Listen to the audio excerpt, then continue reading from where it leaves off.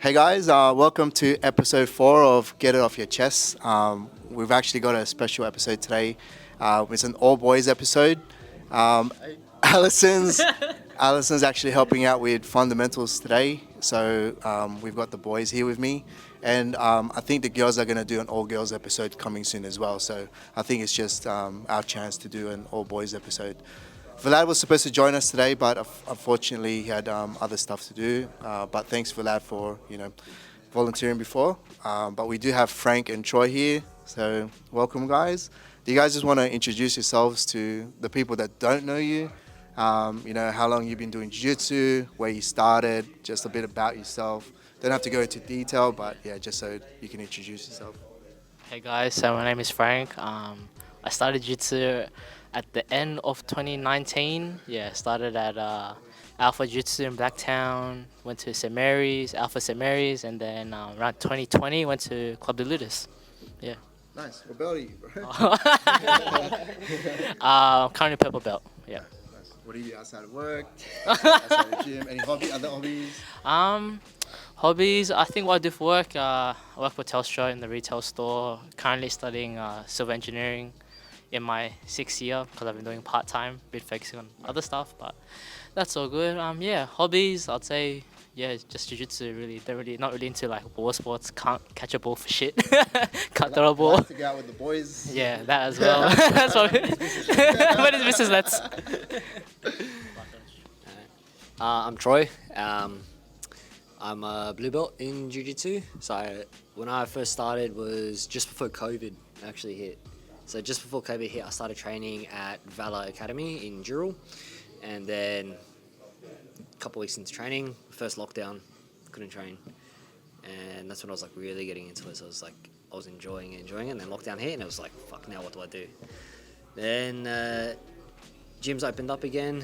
Trained a bit, then gyms closed down again, and then when the gym closed for COVID the second time, it tried to merge with another gym. It was called Team Prodigy in Dural, but the merge just wasn't that good when they moved it. It was a bit, it was very rusty, just didn't feel right. And then there was another lockdown after that, and then after the lockdown finished, I joined Club de Ludus in North Para, and that's when everything changed. That's when my jiu-jitsu got better. Just better people, everything was just a lot better there. Yeah, it was good. Nice. Yeah. So you guys have trained in other gyms, and I think one of the main reasons why we changed gyms, and I've seen a lot of people move for they move places, move jobs, they go around from city to city, just gym hopping and stuff like that.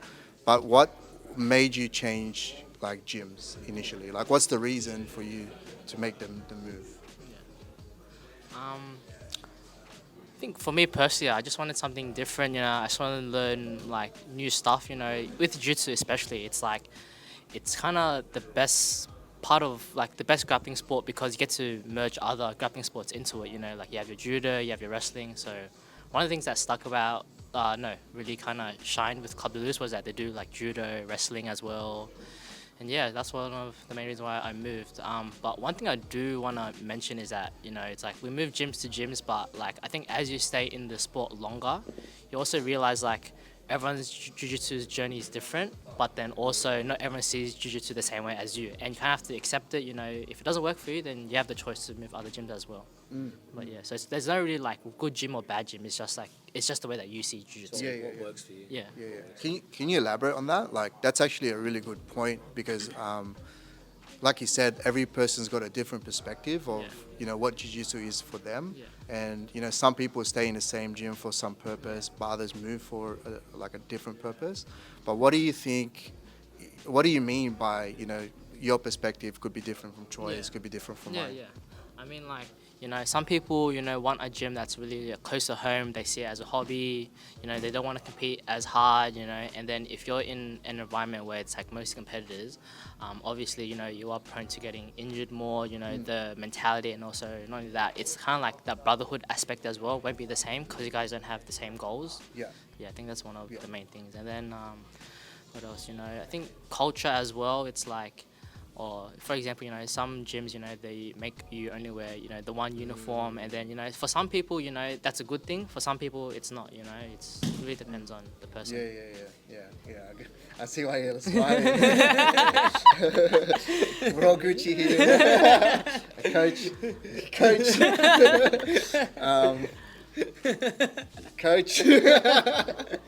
That's not a CDL rash guard. I don't know, man. Oh, okay, he's got the patch.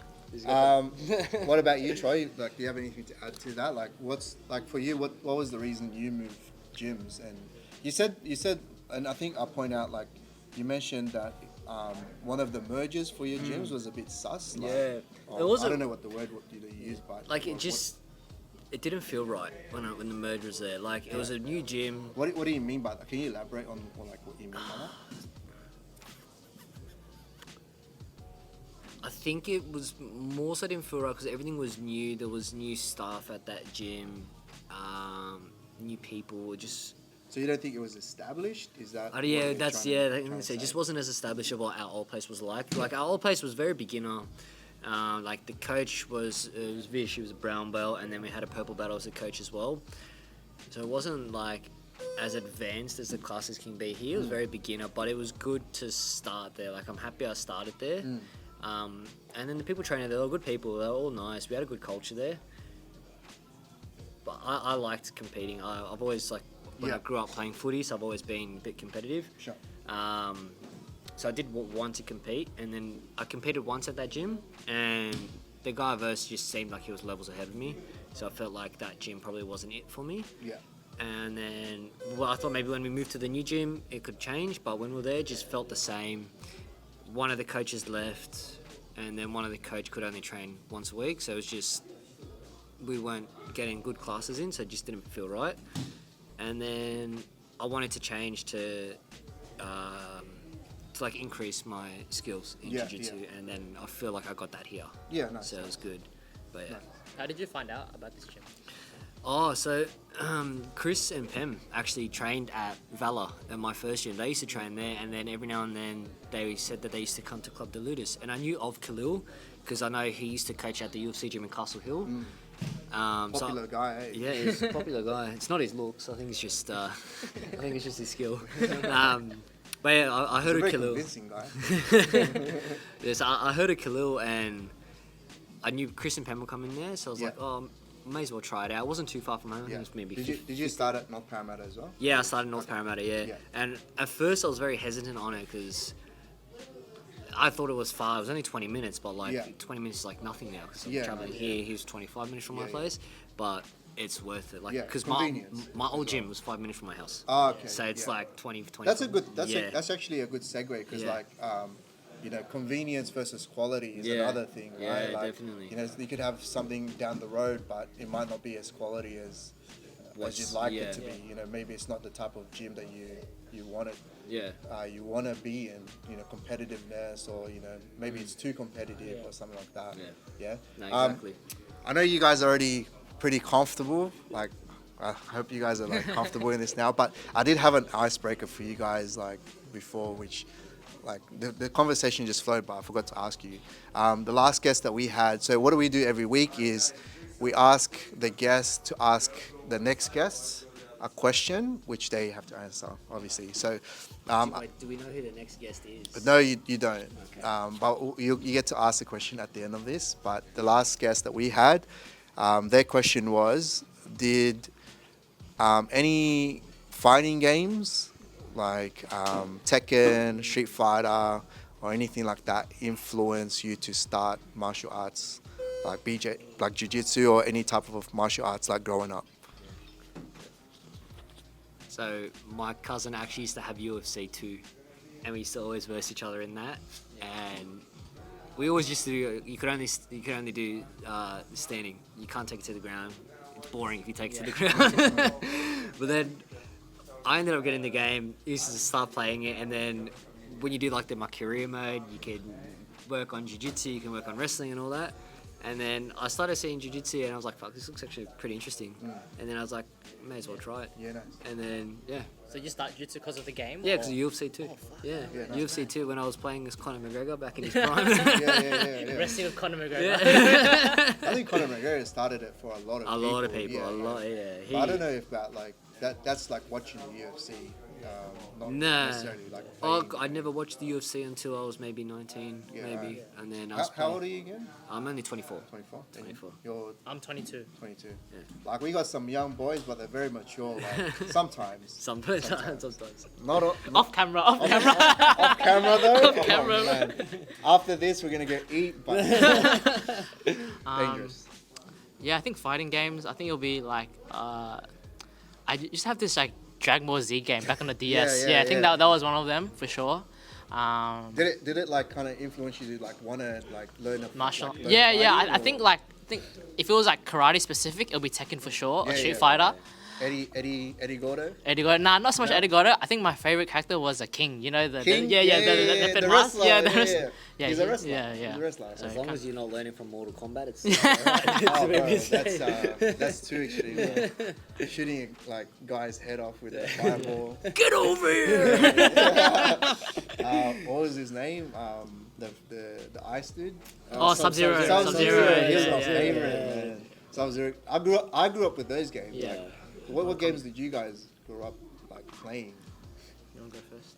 Like I grew up playing like Nintendo 64. Like that's here's my age. Yeah. Atari. Nah. Super Nintendo. Super Yeah. Like the old school 2D Ninja Turtles. Yeah. Oh yeah. Yeah, the old school 2D, bro. Like you just Yeah, wow. you know run across and jump and yeah. The what's it called, like the panel shift, I think it's called, those ones, like the Super Mario Bros. It's just I'm not your dad's age, man. not far off it. Probably not, man. You know what I mean? Like, My first console was a PlayStation 2. I remember getting it for Christmas. I was like maybe 4 or 5, and it was the best thing. We used to play. damn, bro. I was already Simpsons. 15. And we played like Simpsons Hit and Run. yeah. Simpsons Hit and Run. Yeah. Ratchet and Clank, Jack and Dexter, and then Ape Escape. Those are the first Yeah, games nice. on the PlayStation. But then like we got Xbox later on, and then Yeah. it's like Assassin's Creed, Call of Duty, and Yeah. You No. You're a gamer too? Yeah, but with my gaming like journey, it's a bit weird because like I wasn't allowed to play like any violent games younger. Yeah. Oh, really? Yeah, I was never allowed violent games. I was Yeah, like that too. I yeah. was like that Strict- too. Yeah, Vietnamese strict over there. Vietnamese. If it was like M, it was like no go, bro, no go. So yeah, I think because Tekken, I was interested at a family barbecue. I think it was Yeah, Tekken with 5. your cousins, Yeah, with the yeah, cousins, yeah, bro. yeah. And I looked, I was like, that was like the Christmas coolest thing and- ever. Yeah. I think the main games played on. I had also had a PS2. I think Tony Hawk Underground. I don't know if you heard of it. Yeah, that was good. Yeah, Ratchet and Clank. But I think I didn't seriously start gaming until I got my PS3. And then what I'll do is that this is like, so my mom would give me $5 every day for lunch money, and then I would not eat, and I'll save that money because it was like. In high Priorities. school. Yeah. I think it was like 2013. That was when GTA 5 got announced. So I would save up that money. I'll then give that money. Hopefully my mom doesn't see this. I know they shit YouTube. Just don't leak it, bro. yeah. So I'll save up my money till I saved up. I think it was like $100, like $90 at the time. Yeah. I'll then give it to my mate. Who will then who will then give it to his brother to buy us the game, and then he'll give it to me at school. But then what I did to hide the game was that back then, in the actual game cases. You take the paper. Yeah. So I had actually used to buy like these like credits, like money where you put into like your PlayStation wallet, and then it actually come in a game case with the actual sleeve.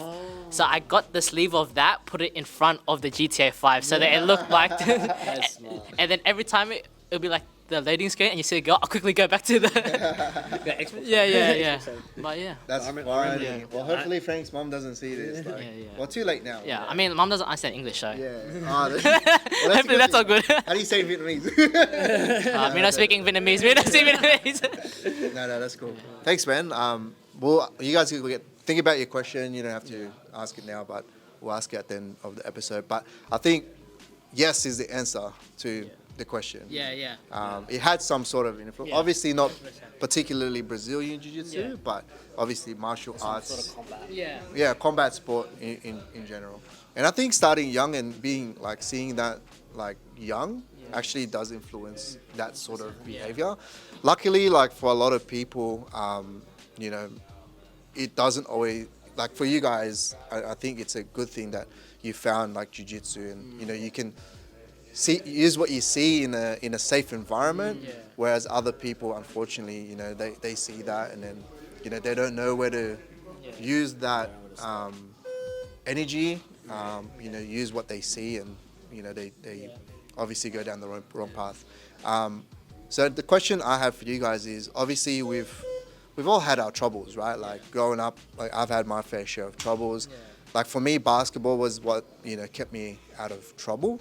But for you guys, like for all the teenagers out there, you know, that's currently, you know, going through their teens and obviously trying to find their place in the world, like what advice would, as young men yourself, like what advice would you give them in general?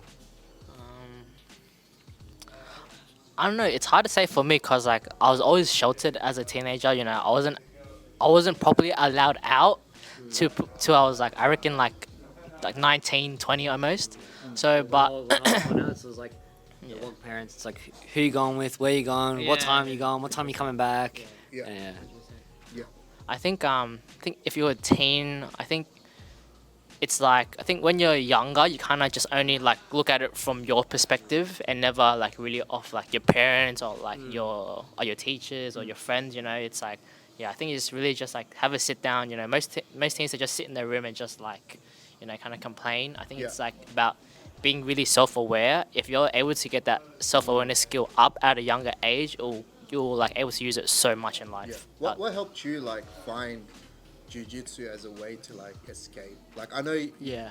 jiu-jitsu for you is, Yeah. is something that you found early. Yeah. Like I think you were 18, 19. Yeah, yeah, like 18, straight yeah, after 18, yeah, straight after high school, yeah. Like, how has that influenced you today, and like how Yeah. did you find that? Yeah, Like, I think with jiu-jitsu, like how it helped me specifically was that although with jiu-jitsu is like if you see the people who train, they're a lot more older, so then like you kind of like get to learn through their mistakes and like through what they've been through in life, and kind of like you know, be aware for that yourself if you ever do experience something similar. yeah. Yeah. What about you, Troy? It's like an out for me, you know, like I'm at work all day. You started pretty early. Too, I started early, but yeah, it's like few years ago I did battle like mental health issues, and finding jiu-jitsu helped me drastically. Everything changed after that. Like I was in a dark place, and then especially like through the lockdowns and everything, it just worse. But then getting into training consistently, it was just an out for me. You're here, you train.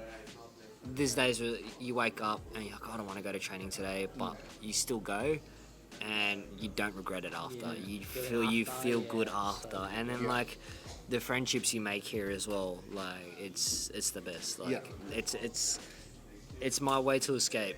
When I walk on the mat, I don't worry about anything else. Just class. Yeah, no. Just what's happening, what the technique is, what we're doing, and then sparring, and then after we spar, we just sit down, chat, have a laugh. Yeah, It's good. It's nice, and I think it's that's a good thing, because like, it doesn't matter what you do, right? Like a social environment, like a good social environment, will always have like a positive impact in people, regardless of what you do. Like, you know, for us here, like we've all got a good connection with people. Like, you know, we socialize after class. We don't just go home. We don't just train. We go home. Like sometimes we do, but you know, most of the time, like people will stay back and have that social aspect of it. In your opinion, like what creates like a good gym culture, and you know, something that has a good balance with both the training aspect of it and also like the social aspect of it? I think for me personally, when I first started at Blacktown, so I think, you know, especially when you go to jiu-jitsu by yourself, it's very like intimidating. You know, you see like all these guys training. Yeah, they're walking to a school for the first time. I see everyone training. Everyone's like bigger than you. You see like colored belts. But I think what helped me a lot was that like when I first started, one of the guys, his name was Chanel. So shout out to Chanel. Shout out Sizzle Jits. Tag him, yeah. So then, like, when I think in my first week, you know, we were lining up for sparring, and then, like, you know, he just came up to me and said, oh, hey, bro, my name's Chanel, you know, like, if you ever need help or anything, you know, just ask me, you know, like, and yeah, I think that kind of, like, made me feel a lot more comfortable and, like, a lot more accepted. And because of that as well, when I like come to this gym and let's say the new white belts, I do the same as well. You know, Yeah, so nice. yeah, and that really helped created that environment as well. Nice, nice. And also having like, you know, when you start off as a white belt, you'll have that group of white belts who you start with, and then you know you guys will have your like rivalries, but it's like a good rivalry, and then it holds you each other accountable as well. Yeah. You know, because you know, You want to get better. yeah, you want to get better than that, and then you yeah, it's a very healthy How competition. many do you reckon have stuck around like ever since you? Oh, bro, it's like, man. If I think when we started, it was like about maybe like 5 or 6. Now, like you know, some of us are still training. You know, some of us you know have our own gym. Some of us train at different places. But like, you know, we're not training consistently as we once were as a white belt. You know, like gotcha. yeah, Because like, you know, yeah, 100%. but is all 5, 6 of you still going? Still, or- yeah, yes. So some of us still nice. going, and then but the thing is like some of us are injured. Some of us, you know, Yeah. you know, stopped because of But work. what about like the overall group? You reckon? Like I know like that 5, 6 people Yeah. probably like your main Yeah. group. Yeah. Like what about like the people that actually started with you? Started with me. If you remember. Yeah, the 5. yeah. I think some of them are still training. We still keep in contact. It's just we're not training the same as we once were. Yeah, yeah, that, gotcha. that's I think that's what I mean. So we're still training, which is good. Yeah, Which is good. gotcha. What about you, Troy? Like, what do you think like creates like a good gym culture? Something you know that sticks out to you, like in comparison to like your experience. like what Frank said, having the good mix of competitiveness and friendship. Like here, you get people that are like people who compete regularly, and so those what we all push each other, and we get good rounds in, and then we're all mates as well. So like after we all sit down, have a chat, have a laugh, and then same with some of the other people here. They're all like here. They all want to have a chat and talk and all that stuff as well. So it helps, and then. I think the coaches as well. The coaches as well is a big impact. It's Yeah. like Khalil and Alex, like I'd say like maybe. Well, they're the leaders, right? Yeah, Like, they're the leader, They and lead then- the gym, and, like- they have to lead by example. and stuff. Exactly, and then like their classes, like it's serious, but then like they have a laughter in the class as well. Like they're always not like cracking jokes, but just like They're personal. just. But yeah, I think that's what makes or breaks Yeah, it. nice. So, Coaches are a big thing. Yeah. 100%. Yeah, It's yeah. like having. You wanna Oh, yeah. elaborate? Yeah, I think having a good coach, especially when you're starting, is like very important. Luckily for me, when I started, like when I moved to Alpha St Mary's, like it was still a brand new gym, so you know it wasn't a lot of people. So he like really took the time with me, and like you know really held me accountable. You know like said you know just focus on jiu-jitsu, no distractions, and then it would help you so much. And because of that, you know it really built up my fundamentals so well, and also with like the mentality as well. Because when you first start, it's like right now you kind of like whatever you take in is kind of what you become. So Yeah. then if you have like a bad mentality, then either one, you stay, but you're not like a good jiu-jitsu practitioner, or two, you like don't do jiu-jitsu at all. Yeah, nice. Just having a coach that keeps you accountable, that's like the best thing. Yeah, nice. And I think on the flip side of it, like you know, those are good examples of what a good gym culture is. I've only been in this gym, like I've never trained anywhere else. Like I don't have the experiences that you guys have when training in other gyms. But in your opinion, like what do you think on the flip side of it creates like a toxic environment, or like a gym that kind of turns you off, I guess, or you know something that you go in and be like, oh man, I'm not too sure about this gym if I want to train here or not. Like, is there something like in the back of your mind that you know will kind of give you that ick if we say ick? Yeah. I don't know if You get the is that the thing? Is that a thing these days? Like ick. Yeah. So for work, I got moved out. Remember, I was working up in Newcastle for a bit. So when I was up there, I found the gym to train up there because it was near where I was staying. And that gym, there was no culture. You go to training, no warm up, just straight into drills. No one talks during class. No one talks after class as well. So you're just there. I don't think anyone knew really each other's names. Maybe a couple of them did because they were starting from the beginning. But there was a lot of people with like egos there, so big ego people, and I think that is what can ruin the gym culture when Yeah. people have the ego that they're the best, they want to be the best, they're better than everyone. Yeah. I think that's one big factor, and that's what it was like there as well. It was a couple- Masculinity, right? Like And I yeah. think that's something that we want to touch on today is that like what the difference is between a positive masculine, role model Yeah. in comparison to like toxic masculinity. Yeah, right? yeah, Like yeah. a lot of it has to do with that Ego, 100%. But in your opinion, like, you know, you're talking about the gym and, you know, there's a lot of ego. And I think every single episode that we've done Ego.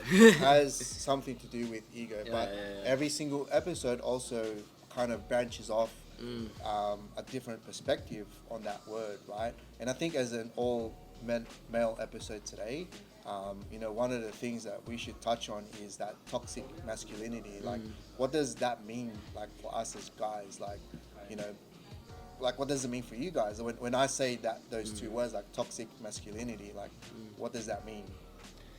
Yes, I think it's like originally I thought it was more towards like a chauvinism sort of thing, like men think they're better and all on that. But I think it's more so men thinking they're too good to,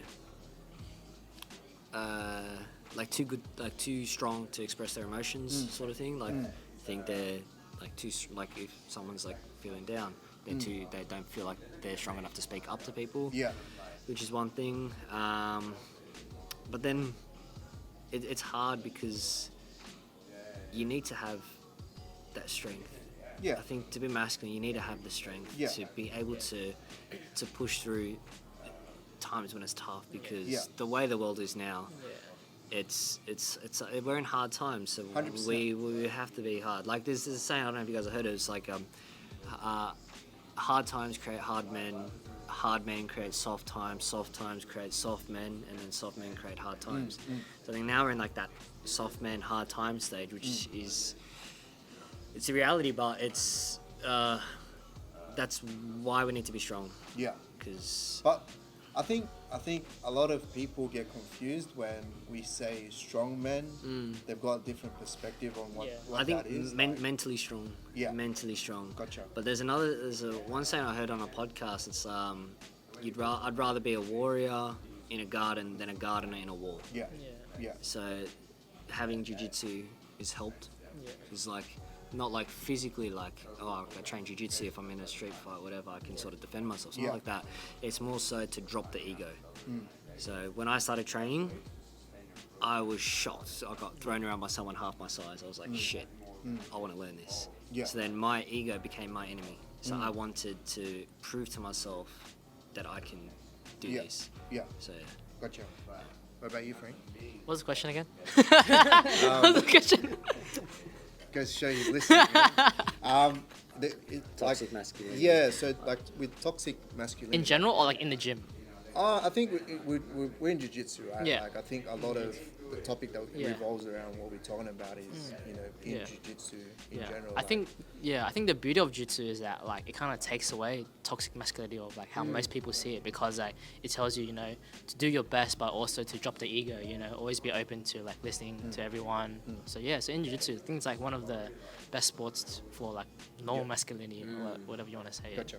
Do you think it still lingers? I mean, yes, but then that is mainly from outside, personal issues from outside coming into jiu-jitsu, and and then the role of jiu-jitsu is kind of to like filter that out. Gotcha. And majority of the issues that we see is mainly got From to the do with outside, ego. ego outside, 100%. With ego, because I think like my perspective, and I'll just share, like, obviously it could probably be an age thing as well. Like obviously we've got a big age gap. Like from my perspective of what I mean by toxic masculinity is like guys pushing each other the wrong way. Do you know what I mean? Like instead of me raising you up and be like, oh man, that was good, like bro, you killed me, you know, like that was hectic, you teach me how to do this. It's more like, nah man, I'm gonna, like, you're gone, like, you know, next time, like just getting them up, gaslight. like, you know, like, bro, what was that? Like, I let you have that. Do you know what I mean? Like, is it because like you feel like you're older than them? Is it because the age thing, or? I feel like that still dabbles into the ego. no, it's just the perspective of what that meaning is for me. Like, it's not like my personal experience. It's more like that meaning of toxic masculinity, right? It's a very broad question, I guess, that I'm asking. And with that, like. And again, I'm basing this off because it's a all-male episode as well, right? I think it's something that we need to be open about when it comes to these things, like, you know, things that as men we struggle with, when it comes to our own challenges, mental challenges, our own, battles within ourselves, the battles that we have in the gym, like I know personally when I first started, I struggled with the whole losing is all right. Like losing in jiu-jitsu is like actually a good thing rather than a bad thing.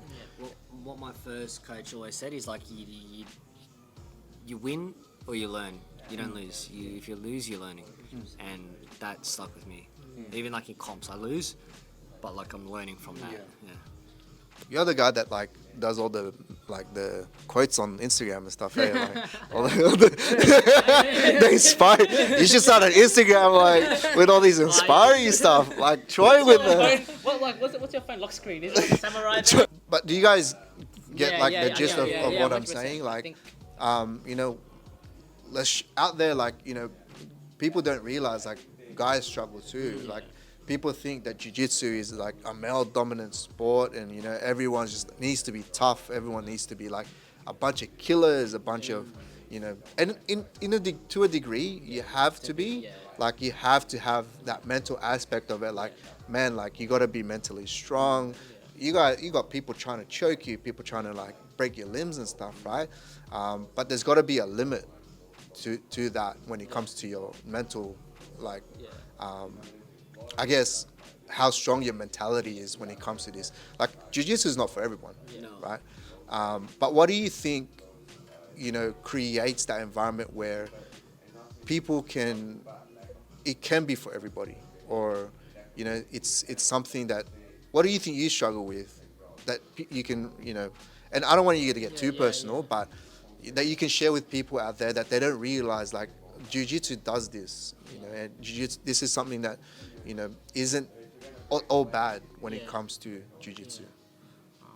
I'm not too sure if I'm even answering the question, but for me personally, I know like, although like if I'm ever like stressed out, from work, uni, or even like life in general, like jiu-jitsu was the one place where I could put all of my focus to, and then like not have any like think about like the outside distractions or the outside problems, because then like in front of you someone's trying to choke you out, so you kind of like forget about all of that, and then like after jiu-jitsu you kind of have like that fresh mind, and you can self-reflect to see what to move on from there. I think that's something what jiu-jitsu teaches is like, especially when you start, I know like maybe 80% of the time people when they first start, when they sleep at night, they still think about that role.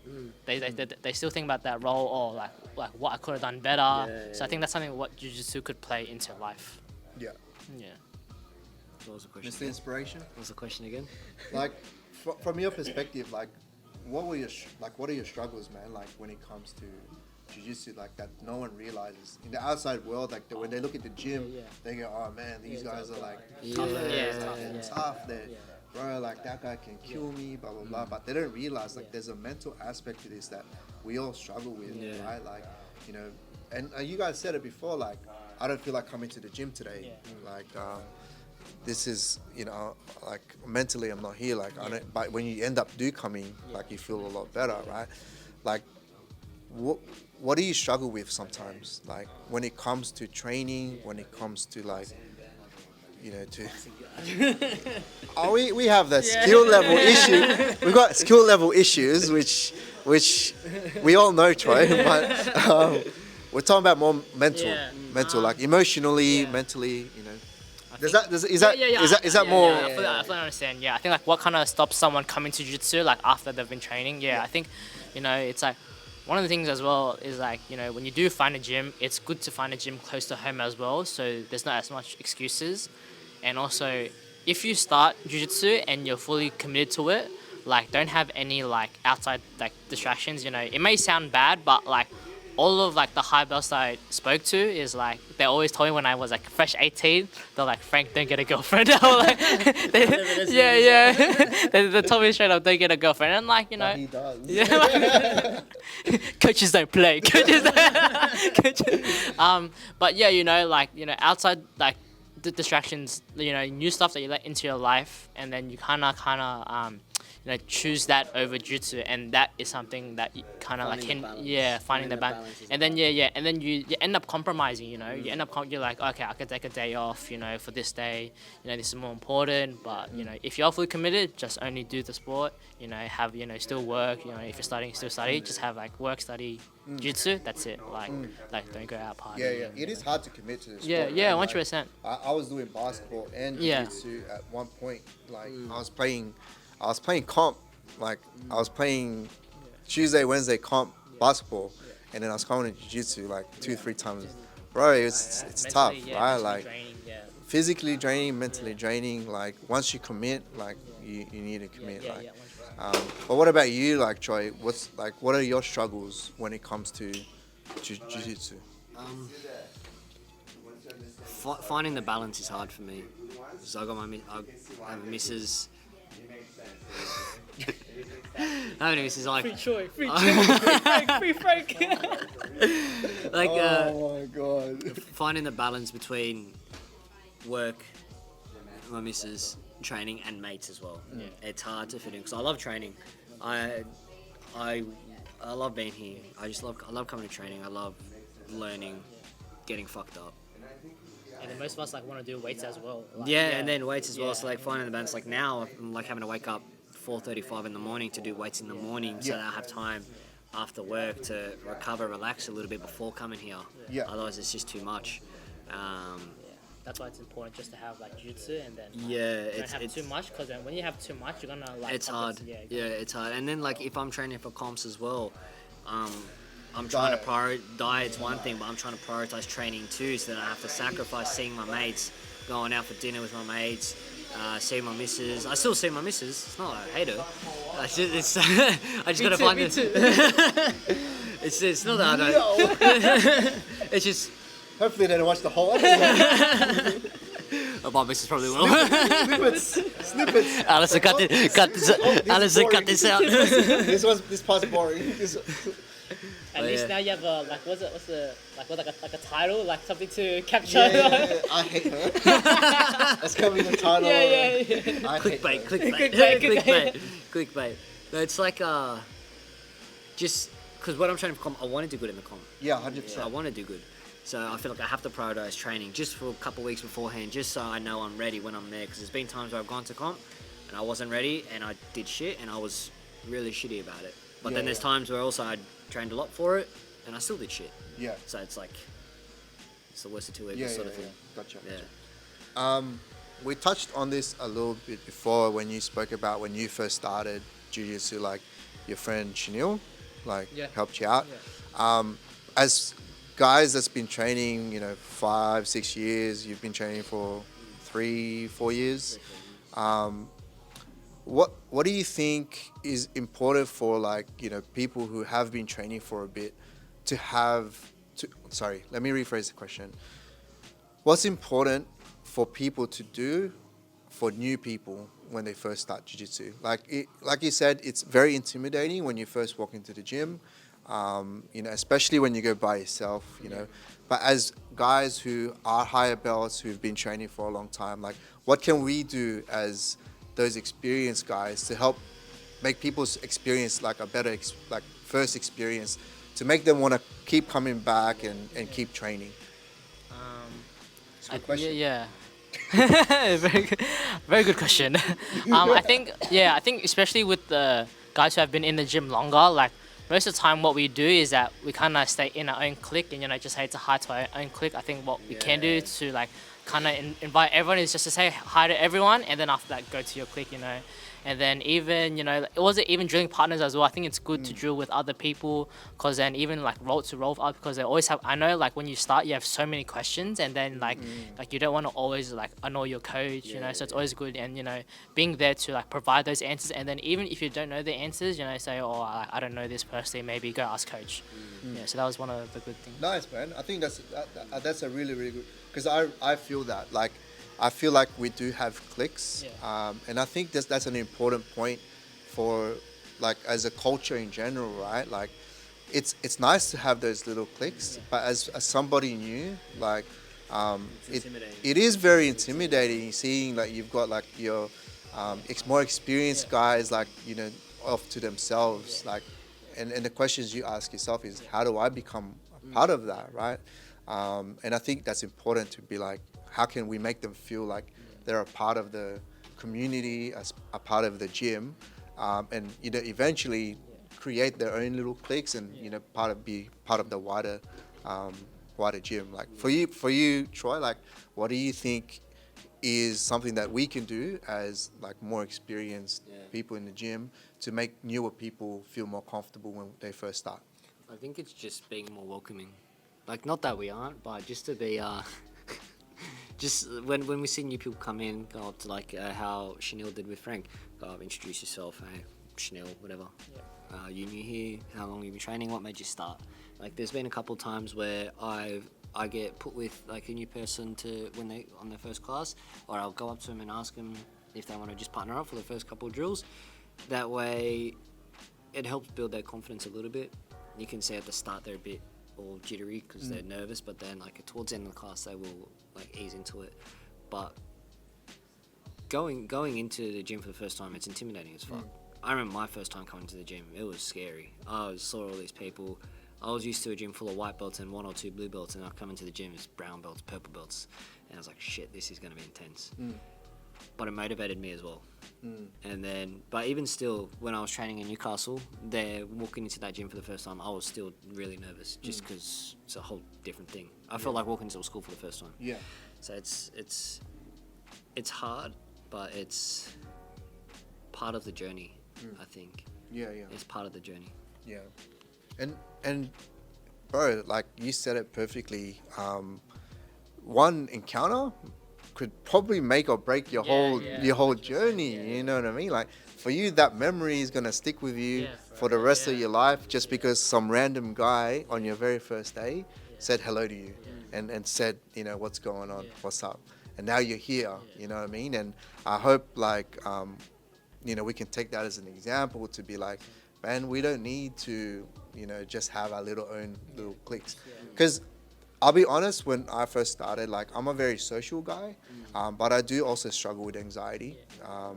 And when I first started, man, like seeing people like go off, sometimes you think, oh man, are they talking about me? Like, like, do they think I'm shit? Like, We are talking about but do you know what I mean? I Like, get you. obviously, that's my personal experience. I get you. Other people would be experiencing something very, very similar. When they go through that motion, right? But apart from that, like, what else do you guys think we can do to like help people, like especially new people that come to the gym? Like, what else can we do to help them? I think, yes, we can do something, but it's also like they also have to do something for themselves as well. It's like when you first start, if all of the higher like level guys see you coming to train every single day, they will also like notice that. The coach would also notice that, and they would be more inclined to help you, because like they see that you're very committed. That's one thing as well. And like, if they ever give you advice, you always listen, stuff like that. And even when you ask questions, just you kind of have to set your foot down with them first, and then like the moment they say, oh yeah, this guy comes train like every day, like he's fully committed, and then I think that's when they start seeing you kind of part of their clique almost. And the good thing about jiu-jitsu is that you have so many different personalities, but like, some people might not get along, but like if you're good at jiu-jitsu, bro, like that is what we most of the time just see, is like that's like the beauty thing about the mats, although we won't get along, if you're like good on the mats, I still respect you for that. I think that's one of the things that good. It shows it shows your like discipline to come. Discipline, you can keep the consistency, you build the routine.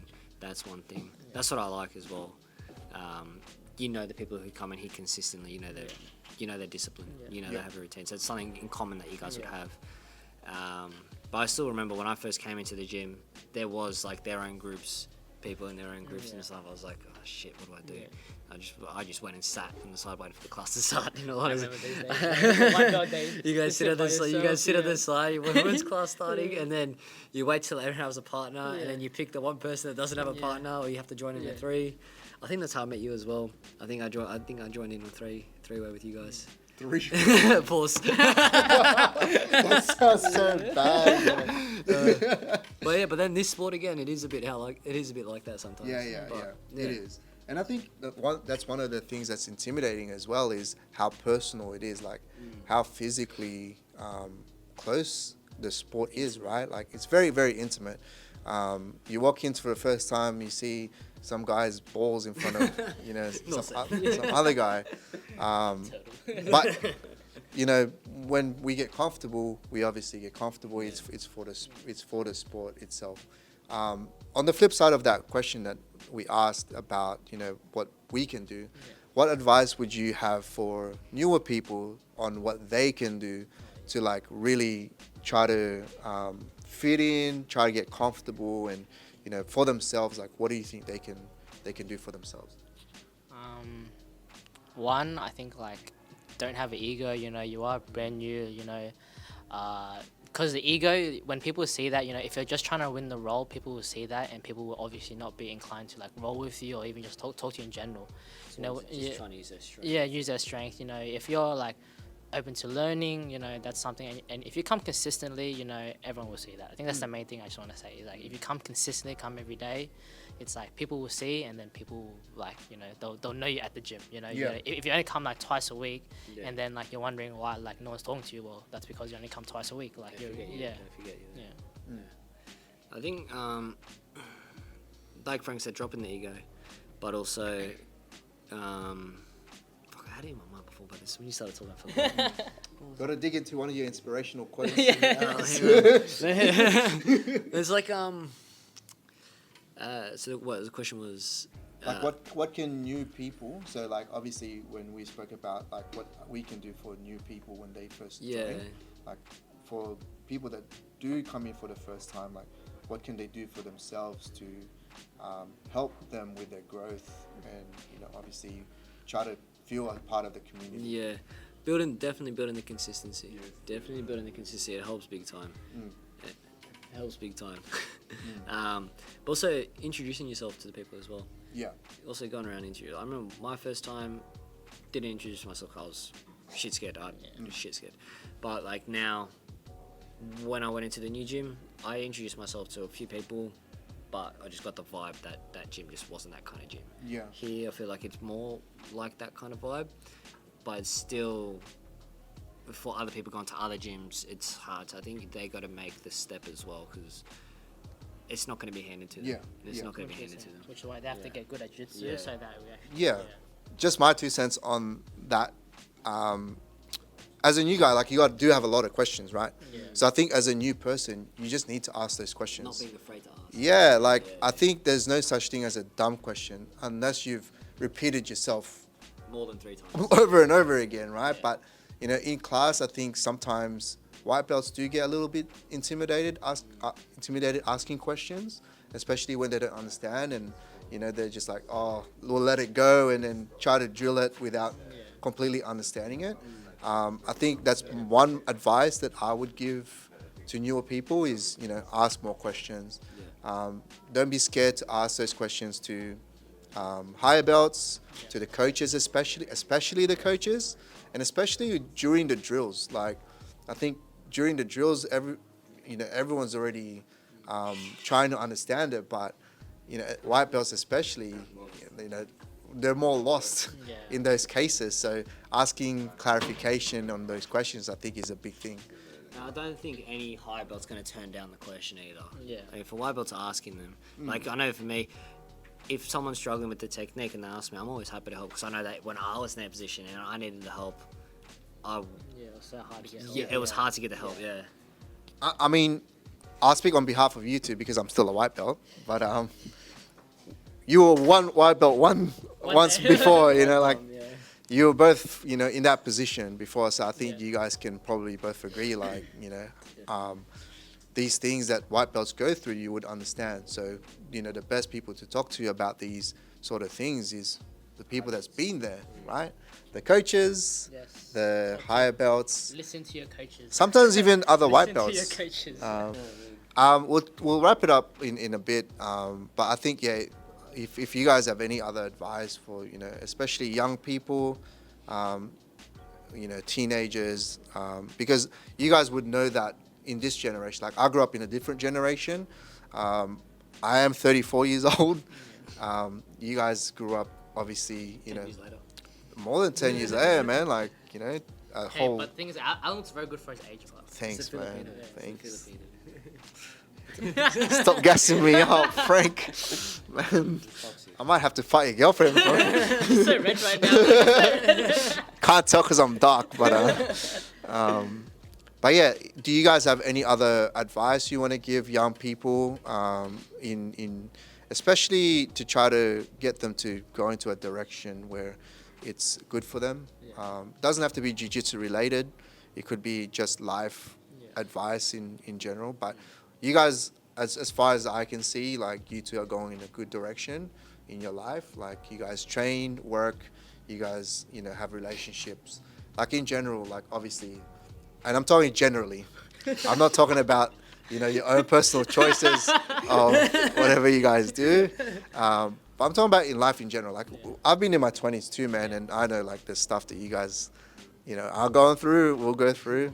But I also can see that, you've got your priorities like kind of straight, like training's a priority, work's a priority, studies a priority, your relationships are a priority. Do you guys have any other advice? Relationships. Don't give Frank's relationship advice. Unless you want to be locked inside all day. Man, that was I tried to have that question so seriously as well. Like, but good question. yeah, do you guys have any other advice? I think as not as stupid as it sounds, but I think just doing what makes you happy. Because I think if you're not doing what makes you happy, you're just gonna be miserable, and that's just gonna take you down a wormhole of other things. And for me, the biggest thing was finding my out, which was jiu-jitsu. So ever since I found jiu-jitsu, everything changed. But like, I think for the young people, they need to understand that they're still young. Like they may feel like the world's on their shoulders, everything's happening, and I still feel like that. But there's plenty of time. They have plenty of time. Like your boys, they're still young. If they feel like the world's on their shoulders, they got plenty of time to figure whatever it is out. Like, yeah, just enjoy the youth, enjoy the freedom. Thanks, Rock Lee. For whatever. Rock Lee? No, who's Rock Lee's sensei? Oh, man, guy. Oh, Yeah, guy sensei. Yeah, guy He always sensei. says that the youth thing, like enjoy our youth. But I think just acknowledging that you still have your whole life ahead of you. There's so much that can happen, so much good, so much bad, but the good will 9 times out of 10 outweigh the bad. But also, I think also on the flip side, like we also got to remember we got to balance that thinking of life is short. Yeah. Like, you know what I mean? You might have the whole rest of your life if you do. Yeah. If you stay healthy, and nothing, obviously accidents and stuff like that happen. Yeah. But I think your first point was like really spot on. Like, and do what you enjoy, do what you love, because if you enjoy it, you love it now. At least, if anything does happen, you've done what you've loved. You know what I mean? Like whether that's jiu-jitsu, whether that's traveling, whatever the case is. And that's a good point. No, man. definitely. I think whatever you get enjoyment out of, do it. Yeah. Whatever it is, whether it's jiu-jitsu, whether it's you enjoy studying, going to the gym, just whatever you can find that makes you happy. Playing Xbox, PlayStation, if that makes you happy, go for it. But not too much PlayStation, because I know some people that just have too much fun on it, and Yeah. What's that? What about you, Frankie? I think, as a young person, I started the sport as well, like when I was pretty young, 18. So I think the best thing about jiu-jitsu is that, like I said, there's a lot of old people, but old people that comes from all sorts of walks of life. You have lawyers, doctors, businessmen, fathers, so like, That's the crazy thing about the sport. yeah, so you 100%. you on the mat you're all the same, but then like off the mat, one's a construction worker and then one's a doctor. Yeah. So any issues you have in life, you can always ask them because they've been through it already. That's the beauty of our sport. Yeah. And bro, I think that's also a great point, because asking questions on the mat and asking questions off the mat are like both as important, right?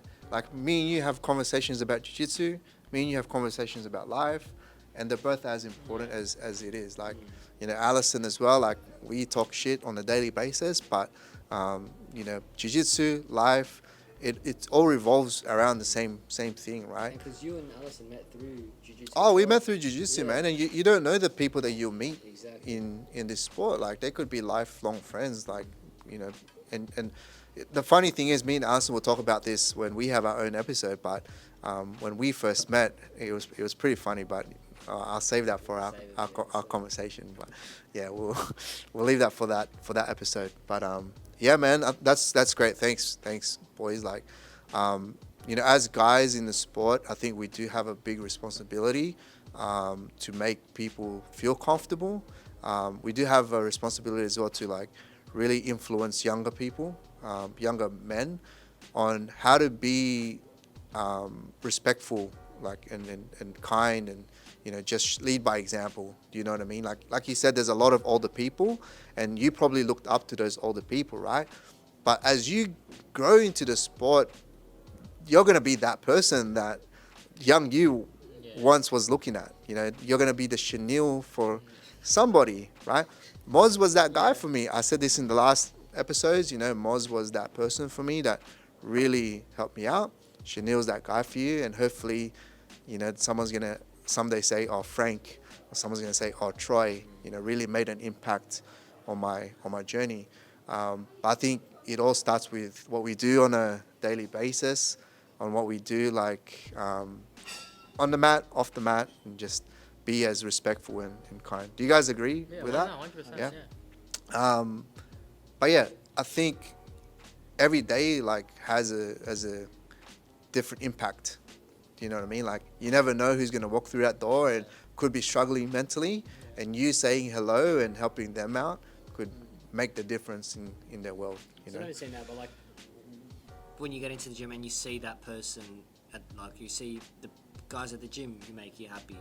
Like, there's times where I've had shit days at work, come to training, walk up the stairs, and you see Alex, and then everything's just... You know what's funny today? Allison, like, she was getting ready, but she pointed, she goes, I'm like, and I looked at, I'm like, is there something on me? She's like, I'm like, why is she being filler right now? Like, why is she pointing with her lips? I'm like, what the fuck? She's like, out the window. And I look out the window, it was you. I'm like, oh, Frankie! Yes! Frank's here. You know what I mean? Like, little things like that, just, I think... Oh, man. Seeing your favorite training partner come on the mat. Yeah. We're going to do a skit about that. You think they're soon. late? Or you think they're not coming, but they just rock up late? Yeah. But I think like when they give you like the eye contact before class, say, "Oh yeah, we were doing that was Tiger for me. Yeah, what happened? Can't believe you, bro. To the end. But yeah, hopefully, one day us as the next generation would make an impact on the newer generation. Even like people who are older than us, but are new. Hopefully we can make that difference. We'll wrap it up. Surely Alison is no, I feel bad for her. So the last part of it is obviously the questions segment. We can't tell you who our next guest is, but it will be funny. Whatever question you ask, it will be pretty funny. What question do you want our next guest? Is it two because it's two of us, or is it one? Two questions. Oh, 2 questions. One question each. So we'll ask the next guest 2 questions. What question do you have for our next guest? I don't know. Give it to Troy first. You guys have had the whole episode to think I about. can't multitask. I'm based at work like that. It doesn't have to be jiu-jitsu related, but I think if it's up to Yeah, if it's easier that way, okay. whatever it is, like whatever you want the next person to answer, like. What's your jiu-jitsu ick? Oh. Yeah. Still thinking. I'm still thinking, bro. Maybe whip out one of your inspirational. Um, Hold the mic. Sorry. What's your favorite inspirational quote? what's your favorite inspirational quote? That's it. pretty good. That's it. All right, thanks guys. Thank you Frank and Troy for joining us. Really appreciate your time. I know it's